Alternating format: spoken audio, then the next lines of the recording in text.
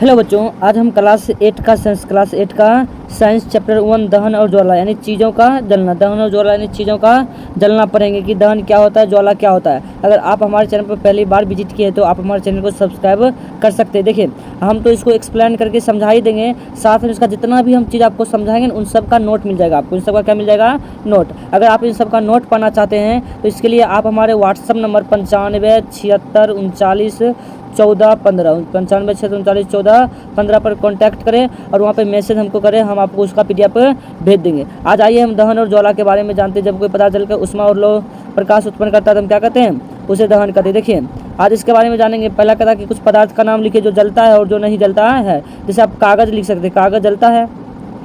आप पेट्रोल लिख सकते हैं, पेट्रोल जलता है। आप डीजल लिख सकते हैं, आप लकड़ी लिख सकते हैं, आप कोयला लिख सकते हैं। ये सब क्या होता है? जलता है। और इसमें आधार पदार्थ देखिए, आप पत्थर लिख दीजिएगा, ईंट लिख दीजिएगा, कंकर लिख दीजिएगा, जल लिख दीजिएगा। ये सब आधार पदार्थ है। ये सब कौन से पदार्थ हैं? आधार पदार्थ हैं। आप ये समझ गए। अब देखिए, पदार्थों की जलने की प्रक्रिया, पदार्थों की जलने की प्रक्रिया को पूरी डिटेल में हम आज पढ़ के इसको समझेंगे। देखिए, कहता है कि अगर आपसे पूछा जाए कि किसी वस्तु को जलाने के लिए क्या चाहिए तो आप क्या कहेंगे? माचिस या लाइटर। देखिए, किसी भी पदार्थ को जलाने के लिए हमें ऑक्सीजन चाहिए। क्या चाहिए? ऑक्सीजन चाहिए। बिना ऑक्सीजन के संपर्क के बिना कोई भी वस्तु या पदार्थ नहीं जल सकता है, समझे ना। अभी हम पढ़ेंगे कि जलाने के लिए क्या क्या आवश्यक है। सबसे ज़्यादा महत्वपूर्ण क्या है? ऑक्सीजन। क्या है? ऑक्सीजन। अब आइए आगे देखते हैं।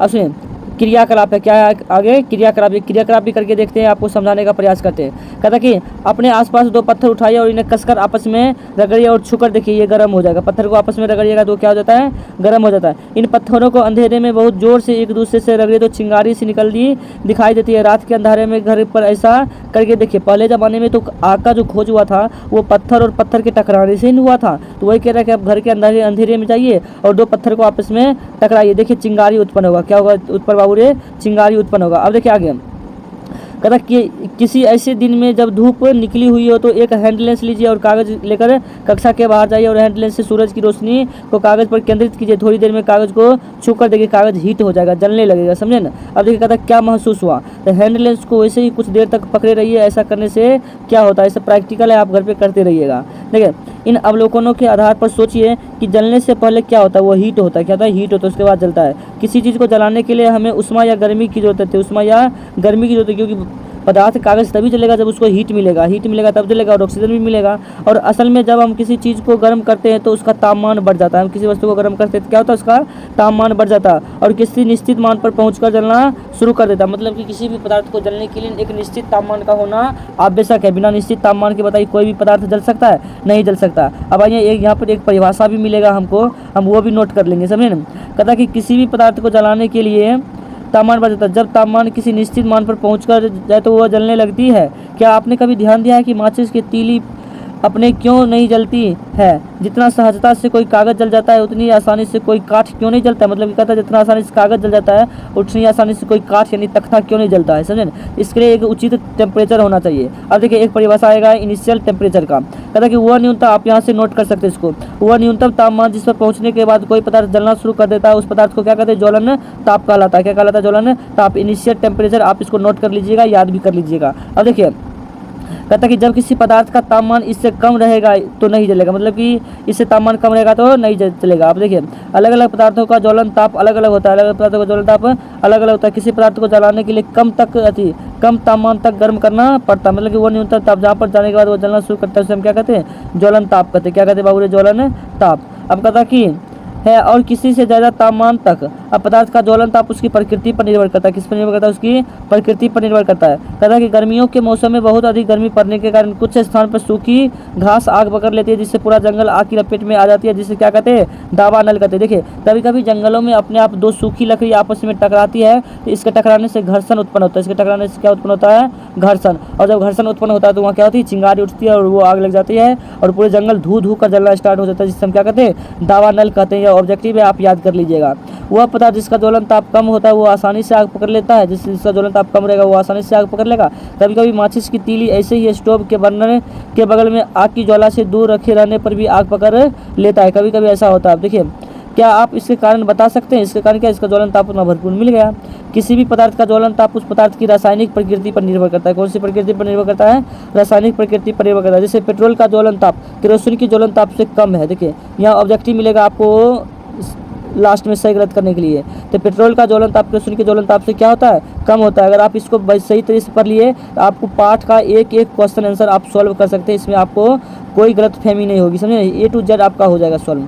देखिए कहता कि आप यह जानकर हैरान हो गए कि सफ़ेद फास्फोरस नामक पदार्थ ज्वलन ताप इतना कम होता है कि वो कमरे के तापमान पर भी जल उठता है। उसे पानी के अंदर रखा जाता है, यानी सफ़ेद फास्फोरस को पानी के अंदर रखा जाता है क्योंकि ये कमरे के तापमान पर जलना शुरू कर देता है। यह भी ऑब्जेक्टिव है, आप नोट करते जाइएगा। अब कहता है कि जलने के लिए क्या क्या चाहिए। देखिए हमने जाना कि जलने के लिए आवश्यक शर्तें पदार्थ को गर्म करके एक निश्चित तापमान पर पहुंचाना होगा। क्या जलने के लिए कुछ और भी चाहिए? हाँ चाहिए। अब देखते हैं उसको, देखते क्या क्या चाहिए। अब देखिए एक क्रियाकलाप है, एक क्या है बाबू रे? क्रियाकलाप। कहता कि एक मोमबत्ती को आप जला दीजिए, समझे ना? मोमबत्ती को क्या करिए? जला दीजिए और एक गिलास से इसको ढक दीजिए। तो ये जलता रहेगा, लेकिन जैसे इसका ऑक्सीजन का संपर्क O2 का संपर्क टूटेगा यह बुझ जाएगा। यानी जलने के लिए हमको O2 चाहिए। क्या चाहिए बाबू रे? O2। अगर O2 रहेगा तभी कोई पदार्थ जल सकता है, नहीं तो नहीं जल सकता। यह कहता है ना कि ऐसा कह भी रहा है कि दहन के लिए क्या जरूरी है? दहन के लिए हवा जरूरी है। दहन के लिए क्या जरूरी है बाबू रे?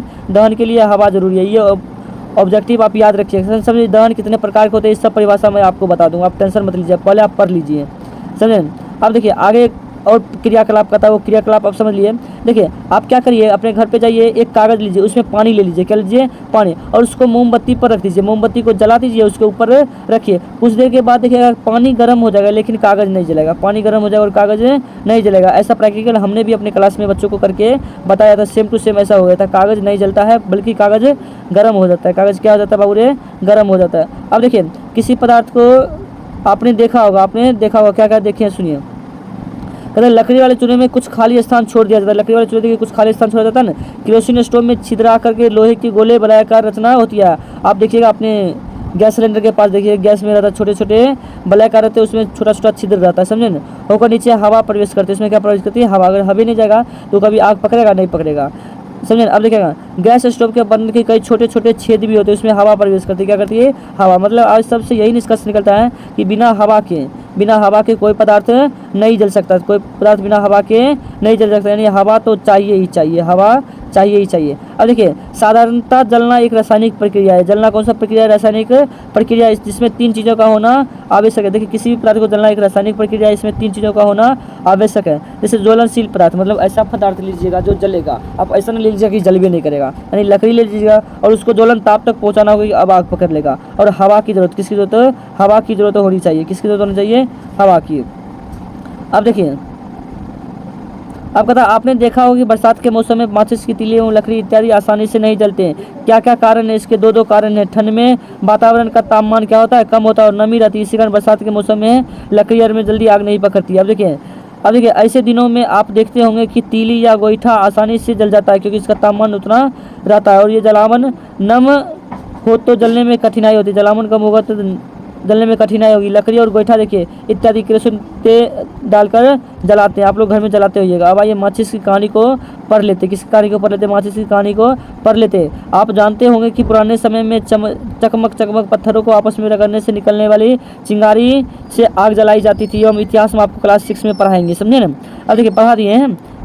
माचिस का प्रयास सर्वप्रथम 1660 ईस्वी में रॉबर्ट बॉयल ने किया था। आप नोट कीजिएगा ऑब्जेक्टिव। कागज़ के टुकड़ों पर सफ़ेद फास्फोरस लगाया। कागज़ के टुकड़े पर क्या लगाया? सफ़ेद फास्फोरस लगाया कागज़ पर। ऐसा करने से कागज़ ने आग पकड़ ली। सफ़ेद फास्फोरस कागज़ ने क्या पकड़ ली? आग। सफ़ेद फास्फोरस बहुत ही कम तापमान पर आग पकड़ लेता है, इस कारण से यह बहुत खतरनाक भी होता है। इस तरह की माचिस काफ़ी खतरनाक होती है। इस तरह की माचिस क्या होती है? काफ़ी खतरनाक। और देखिए माचिस का जो रूप आज हम देख रहे हैं उसके बनने की शुरुआत 1845 ईस्वी में लाल फास्फोरस के आविष्कार के बाद हुआ। लाल फास्फोरस अपने आप आग नहीं पकड़ती है बल्कि रगड़ने पर आग पकड़ती है। किसे पकड़ती है? बल्कि रगड़ने पर आग पकड़ती है। अब देखिए आगे कहता कि अपने घरों में माचिस की डिब्बी पर आपने देखा होगा कि तीलियों पर जो लगा होता है वो पोटेशियम क्लोराइड, जो माचिस की तीली होती है तीली, इस पर पोटेशियम क्लोराइड का घोल लेप लगा होता है। और ये जो डिब्बी होती है डिब्बी, इस पर देखिए सफ़ेद सफ़ेद लगा होता है, ये लाल फास्फोरस का सल्फर लगा होता है। क्या? तो लाल फास्फोरस का सल्फर लगा होता है, समझे ना? माचिस की तीलियों की डिब्बी से रगड़ने पर वो जल उठती है, इसीलिए खतरनाक भी नहीं होती। और लाल फास्फोरस के इस्तेमाल से पहली बार सेफ्टी माचिस का आविष्कार लुंडस्टान ने 1855 ईस्वी में स्वीडन में बनाई थी, समझे ना? सेफ्टी माचिस का आविष्कार कार्ल लुंडस्टान ने 1855 ईस्वी में किया था। अब आइए मोमबत्ती का इतिहास पढ़ते हैं। किसका इतिहास पढ़ेंगे? मोमबत्ती का इतिहास। एक छोटी सी मोमबत्ती की जलने में बहुत सी जानकारी छुपी होती है। आइए इस मोमबत्ती के माध्यम से जलने की प्रक्रिया को अच्छे से समझने का प्रयास करें। माइकल फैराडे नामक एक महान वैज्ञानिक थे जिन्होंने विद्युत के क्षेत्र में काफ़ी काम किया। कौन किया था? माइकल फैराडे ने विद्युत के क्षेत्र में बहुत बड़ा काम किया था। समझे ना? अब देखिए आगे कहता कि माइकल फैराडे एक महान वैज्ञानिक थे जिन्होंने विद्युत के क्षेत्र में काफ़ी काम किया। उन्होंने विज्ञान से काफ़ी लगाव था। विज्ञान के प्रचार के लिए जगह जगह जाकर भाषण देते थे और वैज्ञानिकों को समझ विकसित करते थे। 1860 ईस्वी में उन्होंने मोमबत्ती का इतिहास को बताया, जिसका सारांश है। आप देखिए मोमबत्ती के इतिहास का सारांश समझते हैं। मोम एक ईंधन है जो हाइड्रोकार्बन और हाइड्रोजन से बना है। देखिए ऑब्जेक्टिव ये आएगा, मोम एक डैश और डैश है तो कहिएगा हाइड्रोकार्बन और हाइड्रोजन और कार्बन से मिलकर बना है। ये मधुमक्खी के छत्ते से भी निकाली जाती है। मधुमक्खी के छत्ते से भी निकाली जाती है। इसमें एक बत्ती लगी होती है जो चारों ओर मोम से घिरी होती है, तो इसका नाम पड़ा मोमबत्ती। क्या नाम पड़ा? मोमबत्ती। बत्ती पर भी थोड़ा मोम लगी होती है जिसे जलाई जाती है। बत्ती जब जलने लगती है तो इसके आसपास नीचे वाली मोम पिघलने लगती है। पिघली मोम धागे के सहायता से ऊपर चढ़ती है और गर्म होकर हाइड्रोजन और कार्बन देती है। गर्म होकर क्या देती है? हाइड्रोजन और कार्बन। हाइड्रोजन सुनहली ज्वाला के साथ जलकर जलवाष्प बनाता है। क्या बनाता है बाबू रे? जलवाष्प बनाता है। यह कार्बन को भी जलाता है। यह कार्बन को भी जलाता है। कार्बन का कुछ अंश भी बच जाता है। कार्बन का कुछ अंश भी बच जाता है। अब देखिए सब्जेक्टिव भी आपका क्लियर होते जा रहा है। अब देखिए आगे कहता है कि जो कि ज्वाला के बाहरी भाग में जलता है। ज्वाला के किस भाग में जलता है? बाहरी भाग में। काफ़ी मात्रा में ऊर्जा देती है। इस तरह मोमबत्ती प्रकाश और उष्मा देती है। मोमबत्ती कहते हैं प्रकाश और उष्मा देती है। उसने प्रमाणित किया कि और भी कर सकते हैं। 50 मिली की एक बीकर शीशे का गिलास लीजिए, उसमें कुछ बर्फ डालिए, बीकर के नीचे मोमबत्ती जलाकर रखे। गिलास के बीकर के नीचे जलवाष्प की उपस्थिति होना प्रमाणित करता है कि जलने के लिए जलवाष्प चाहिए। जलने के लिए जलवाष्प भी चाहिए जो गैस इससे निकलती है। अगर अब देखिए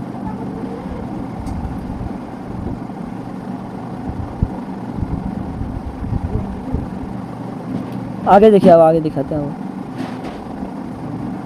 कहता चूना पानी के अंदर बहाया जाए तो इसका रंग दुधिया हो जाता है। चूना को पानी के रंग बहाया जाए तो इसका रंग क्या हो जाता है? दुधिया। यह भी आपको ऑब्जेक्टिव याद रखना होगा।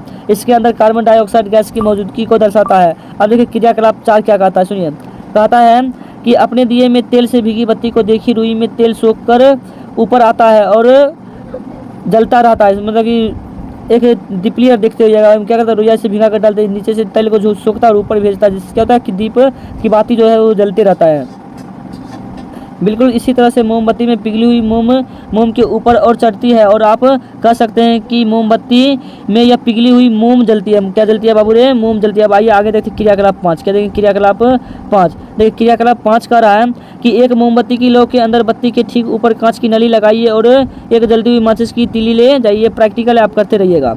अब देखिए अवलोकन कीजिए। क्या हम कह सकते हैं कि मोमबत्ती के लौ के अंदर ठीक भीतर जो सफ़ेद धुआं निकलता है वो असल में जलता है? मोमबत्ती की मोम वाष्प जलती है। आइए एक प्रयोग से इसका अनुमान की पुष्टि करते हैं। एक प्रयोग से किसका पुष्टि करते हैं? अनुमान की पुष्टि करते हैं। अब आगे देखिए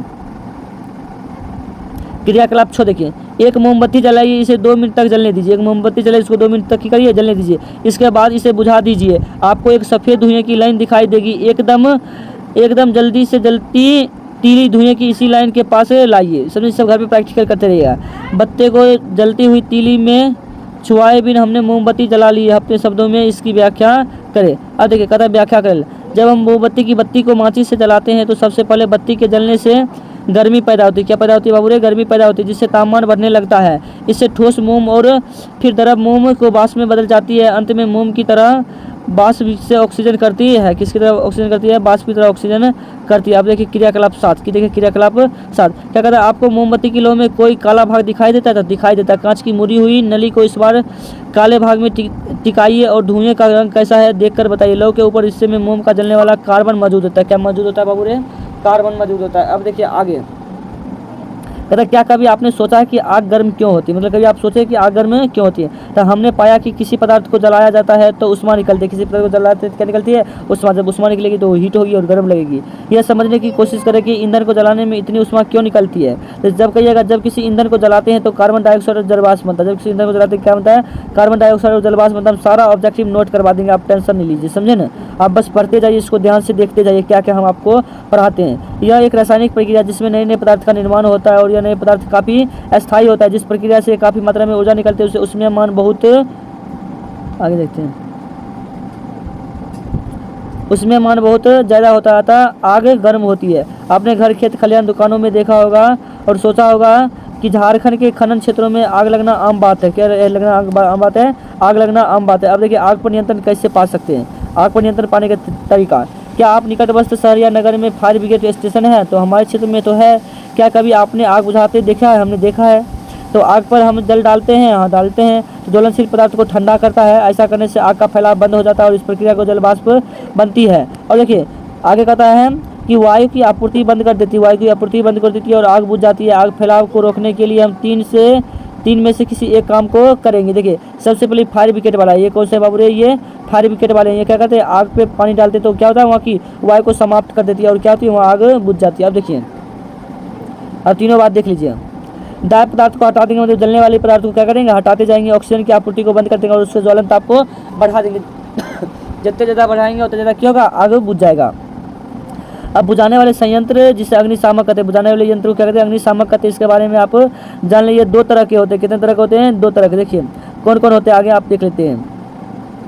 एक जिसमें कार्बन डाइऑक्साइड गैस उच्च दाब पर बढ़ा होता है, एक इसमें जिसमें CO2 गैस क्या होता है, उच्च दाब पर बढ़ा होता है। दूसरी जिसमें कांच की एक शीशी अम्ल और पात्र में कांच के बोतल रखे जाते हैं, वो सोडियम बाइकार्बोनेट के विलयन रखा होता है। वो आग बुझाने की प्रक्रिया में जब कांच की बोतल का मुंह तोड़ा जाता है तब अम्ल सोडियम बाइकार्बोनेट की प्रतिक्रिया करके कार्बन डाइऑक्साइड बनाता है। अम्ल सोडियम बाइकार्बोनेट की प्रतिक्रिया करके क्या बनाता है, कार्बन डाइऑक्साइड गैस बनाता है। ये भी आपको ऑब्जेक्टिव में आएगा, समझे ना। अब आगे देखिए, कहता है सरकारी आदेश के अनुसार कार्यालय, संस्थान, मल्टी स्टोरी बिल्डिंग में इन्हें कुछ सावधानी पर ध्यान रखना देना चाहिए। अब बिजली की आग लगी हो तो उसे हम कैसे नियंत्रण पाएंगे, अब उसको भी देख लीजिए।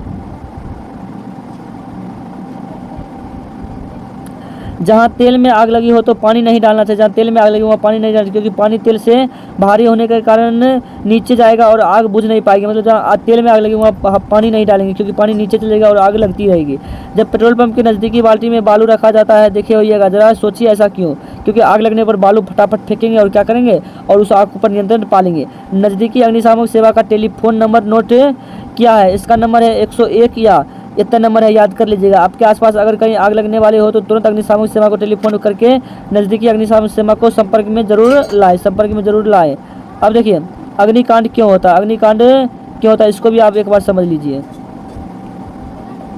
देखिए आपके कोयले की खानों में कोयला के स्वतः दहन के लिए खतरनाक अग्निकांड के बारे में आपने सुना होगा, जिससे हर एक वर्ष बहुत जान माल की क्षति होती है। जंगल में स्वतः अग्निकांड या अधिक गर्मी हो सकते हैं। कभी कभी आकाशीय बिजली गिरने या कभी कभी पौधे के आपस रगड़ से तैयारों जो पटाखे जलते हैं, कभी कभी अग्निकांड का प्रमुख कारण हो सकता है। विस्फोट एक तरह से तीव्र दहन का उदाहरण। हम दहन भी पढ़ाएंगे, दहन कितने प्रकार के होते हैं, तीव्र दहन, मंद दहन, स्वतः दहन, विस्फोट दहन, इस सब के बारे में हम आपको नोट में पढ़ा देंगे, आप टेंशन नहीं लीजिए। समझे, अग्निकांड समझ गए।